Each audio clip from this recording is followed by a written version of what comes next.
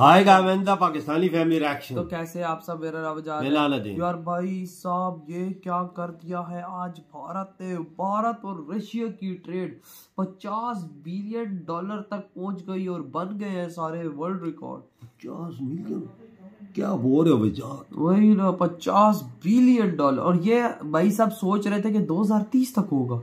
अच्छा यार, कमाल है, इतना जल्दी मुकम्मल कर लिया इन्होंने। वही मैं सोचो मैं पढ़ गया हूँ भैया कि इतनी तेजी से ग्रोथ है इनकी दोनों की ट्रेड आपस में। जो 2030 में काम हो रहा था वो आज इन्होंने कर दिया ना। लेकिन ये तो वॉच करेंगे तभी आइडिया लगेगा। तो भाई साहब वॉच करते करते स्टार्ट। नमस्कार दोस्तों, स्वागत है आपका हिंदी नॉलेज शो में। तो दोस्तों, भारत और रूस ने आज एक ऐसा इतिहास रच दिया है जिसकी कल्पना करना अब से 12 महीने पहले तक संभव ही नहीं था। ऐसा इसलिए क्योंकि इस इतिहास को रचने की जो टाइमलाइन थी वो 2030 तय की गई थी कि 2030 तक हम यहाँ पर पहुंच जाएंगे। लेकिन भारत और रूस ने सिर्फ और सिर्फ 9 महीनों के अंदर इस मुकाम को हासिल कर लिया है। और इसीलिए पूरी दुनिया भी हैरान है कि कैसे भारत और रूस यहाँ पर पहुंचे हैं। और सबसे खास बात, इस हिस्टोरिक माइलस्टोन की घोषणा खुद रूस के राष्ट्रपति व्लादिमीर पुतिन ने करी है। इससे आप अंदाजा लगाइए कि ये रूस के लिए कितना मायने रखता है और भारत के लिए भी। लेकिन ये कौन सा इतिहास भारत ने रचा है और क्यों इसे भारत रूस संबंधों के लिए संजीवनी बूटी कहा जा रहा है, दोनों चीजें मैं आपको विस्तार से बताऊंगा। तो चलिए बिना टाइम वेस्ट के वीडियो को शुरू करते हैं और इस पूरे मामले को विस्तार से जानते हैं। तो दोस्तों, इस पूरे मामले की शुरुआत होती है अब से कुछ ही साल पहले, जब रूस के राष्ट्रपति व्लादिमीर पुतिन भारत के दौरे पर आए थे। उस समय उन्होंने ऐलान किया था कि भारत और रूस का व्यापार बहुत अच्छी तरीके से ग्रोथ कर रहा है, तेजी से बढ़ रहा है। और हम दोनों देशों ने कई सारे एग्रीमेंट साइन किए हैं जिसकी मदद से भारत और रूस का व्यापार 2030 तक बहुत तेजी से बढ़ेगा, लगभग डबल हो जाएगा और ये 50 बिलियन के पार होगा। यकीन मानिए, इसे एक बहुत ही एम्बिशियस आंकड़ा बताया गया था, क्योंकि जैसी रूस की इकोनॉमी की हालत रही है पिछले कुछ सालों में, उसे देखते हुए किसी को भी नहीं लगा था कि भारत रूस के साथ इतना व्यापार कर पाएगा, क्योंकि $50 बिलियन बहुत ज्यादा बड़ा आंकड़ा था। और मैं ऐसा क्यों कह रहा हूं? ऐसा इसलिए क्योंकि अब से सिर्फ 2 साल पहले तक भारत और रूस का व्यापार मात्र 10 से लेकर $12 बिलियन के बीच में झूलता रहता था। ऐसे में व्लादिमीर पुतिन बात कर रहे थे 5 गुना व्यापार होने की, यानी कि 10 सालों में भारत रूस का व्यापार 5 गुना होगा। और इसीलिए इस आंकड़े को थोड़ा एम्बिशियस बताया गया था कि शायद भारत और रूस का व्यापार वहां तक ना पहुंचे, लेकिन 40-45 बिलियन तक शायद पहुंच जाएगा। लेकिन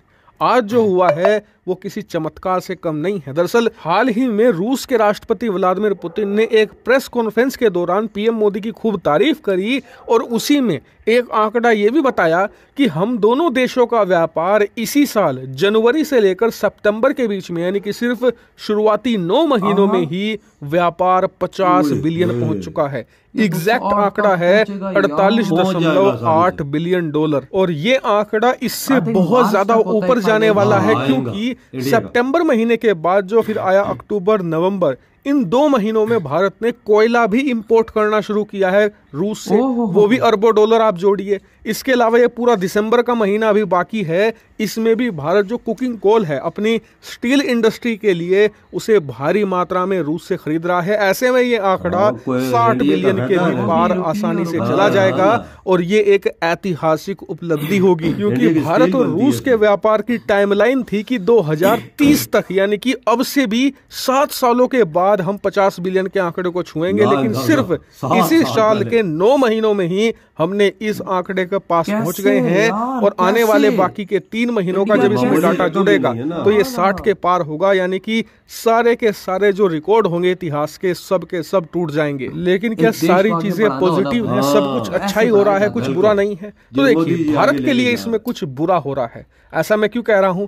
ऐसा इसलिए कि हमने जो ये टोटल $48.8 बिलियन का व्यापार किया है, इसमें से हमने सिर्फ $2.6 बिलियन का सामान ही रूस को बेचा है। इसके बदले हमने 46 बिलियन डॉलर से ज्यादा का सामान रूस से खरीदा है, इंपोर्ट किया है। यानी कि भारत को रूस के साथ व्यापार करते हुए लगभग 43.5 यानी कि 43.5 बिलियन डॉलर का लॉस हो रहा है, जो बहुत ज्यादा बड़ा है। और इस वजह से भारत का जो ओवरऑल व्यापार घाटा है वो तेजी से बढ़ता जा रहा है और भारत को इसे कम करना ही होगा। और ये सिर्फ एक ही तरीके से कम हो सकता है कि जब भारत रूस को और ज्यादा सामान एक्सपोर्ट करे, रूस को बेचे। वहीं जहां एक तरफ हमें व्यापार घाटा हो रहा है, वहीं हमें एक बहुत ही बड़ा फायदा भी मिल रहा है जो आप पैसे में नहीं देख सकते। क्यों?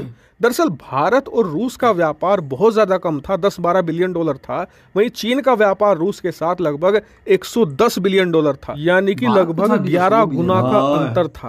लेकिन इस साल भारत ने उस 11 गुना के अंतर को आधा कर दिया है, यानी कि रूस और चीन का व्यापार होता है 110 बिलियन, भारत और रूस का व्यापार पहुंच चुका है 50-60 बिलियन डॉलर। ऐसे में हम तेजी से गैप क्लोज कर रहे हैं और इस वजह से रूस की निर्भरता चीन पर तेजी से कम हो रही है, क्योंकि पिछले कुछ सालों में ये देखा गया है कि इस गैप की वजह से रूस बहुत ज्यादा चीन पर निर्भर हो गया था और इसी वजह से उसने कई ऐसे फैसले लिए जो भारत विरोधी थे, जैसे कि चीन को S-400 मिसाइल बेचना हो, या फिर व्लादिमीर पुतिन का ये कहना कि हम चीन के साथ एक नाटो जैसा मिलिट्री अलायंस बनाएंगे। अब उम्मीद की जानी चाहिए कि इस निर्भरता कम होने की वजह से रूस प्रो चाइना बयान कम देगा और चीन को कम घातक हथियार भी बेचेगा। हालांकि इस मामले पर जो भी भविष्य में अपडेट होगा मैं आपको बताता चलूंगा। आप लोग चैनल को सब्सक्राइब कर ले। इधर हुई वीडियो खत्म यार। आप खुद अंदाजा लगाओ, जो चीज 2030 में होनी थी वो भाई मोदी जी ने कर दिखाई इस साल। तो 9 महीनों में 2030 में मुकम्मल होनी थी।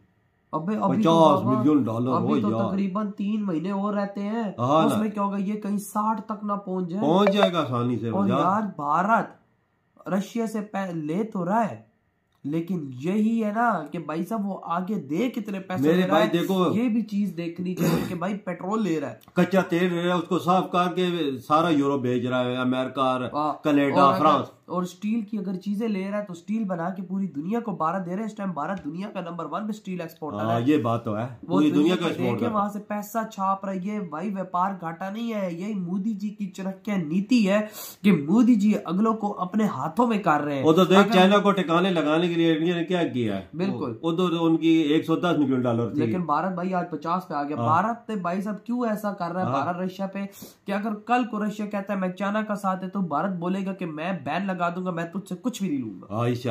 मैं कोई और मुल्क टाइम भाई रशिया घुटनों पे आ जाएगा। लेकिन भाई रशिया और इंडिया ऐसा होगा नहीं, क्योंकि भाई रशिया दोनों की दोस्ती बहुत जबरदस्त है। बिल्कुल। और भाई जिस तरह से ये रिकॉर्ड आज बना है, यकीन मानो कि भाई मेरी खुद मैं सोचने वाली बात है ना कि 6-7 साल पहले कैसे हो सकता है। बंदा सोच सकता है ना कि कैसे जो पुतिन इन्होंने कैसे किया है। पुतिन खुद बोल रहा था, और ये पुतिन ने खुद जो दिया ये तो बोला है, लेकिन उससे पहले भी ये बोला था 2030 तक हम 50 बिलियन तक पहुंचेंगे। लेकिन देखो आज वही पुतिन 1 साल बाद 1.5 साल बाद बोल रहा है कि भाई हम लोग भाई 7 साल पहले इस आंकड़े को पार कर चुके हैं। और ये हम दोनों देशों की बड़ी कामयाबी यार। पुतिन तो भाई फुल और फुल भक्त बन चुका है इस टाइम इंडिया। मोदी जी की तारीफ किया इसने। हाँ ना भाई, इंडिया के अलावा तो कोई और नाम ही नहीं। नहीं। और भाई जिस तरह इंडियन से सामान ले रहा है, समझो कि भाई एक मतलब देखो यार, दुनिया आगे बढ़ी है, आगे बढ़ना है भाई। रशिया की गर्दन इंडिया के हाथों में। बिल्कुल, अगर उसने दबोच लिया, मतलब सब कुछ उधर उसने लेना रोक दिया, तो समझो रशिया गया। बिल्कुल। वजह इंडिया ने और मुल्कों से भी कोई चीज लेनी है ना, पर इधर सस्ता मिल रहा है इंडिया को। कच्चा तेल सस्ता मिल रहा है, कोयला सस्ता मिल रहा है, और चीजें सस्ती मिल रही है। खाम माल जो होता है, खाम माल मटेरियल वो इंडिया को सस्ता दे रहा है रशिया। तो भाई साहब इंडिया तो लेगा और आगे बचत गिरती है इंडिया की। आगे इंडिया कमा कितना रहा है, इसमें ये भी चीज सोचनी चाहिए भाई। हम लोग इस मतलब जाहिर बात है, हमारे भी काफी टाइम हो गया इंडिया की चीजों को कवर करते हुए। मोदी जी का ये जो स्टेप है सबसे बड़ा स्टेप और सही है, क्योंकि इंडिया आगे एक्सपोर्टर भी है। इंडिया उससे लेता है, रॉ मटेरियल बनाता है और आगे एक्सपोर्ट करता है, तो सोचो घाटा कैसे हुआ। नहीं, कोई घाटा नहीं है। वजह अगर इंडिया 48 बिलियन डॉलर का सामान ले रहा है और उसको साफ उस पर वर्क करके वही आगे भाई 70-80 बिलियन डॉलर का इधर उधर दे रहा है, तो उसको भाई बैठे बैठाए 20 से 30 बिलियन डॉलर का प्रॉफिट है। और हम पाकिस्तानी तो 1 बिलियन डॉलर के लिए नंगे हुए हैं IMF के नीचे, और भारत इसके आगे कितना प्रॉफिट कमा रहा होगा, ये भी तो चीज है। मोदी जी घाटे का सौदा तो नहीं करते ना, वो अपनी आवाम को डबोते तो नहीं है ना, वो फायदा करते हैं जो अपनी आवाम के लिए। इंडिया को फायदा हो ही रहा है, तो भाई रिजर्व बढ़ा है ना, 600 मिलियन से पार चला गया। ये है मोदी जी की चाणक्य नीति, जो आज मैं शायद ये सही समझ रहा हूँ, आप भी कमेंट में बताइएगा। इधर ही वीडियो खत्म करते हैं।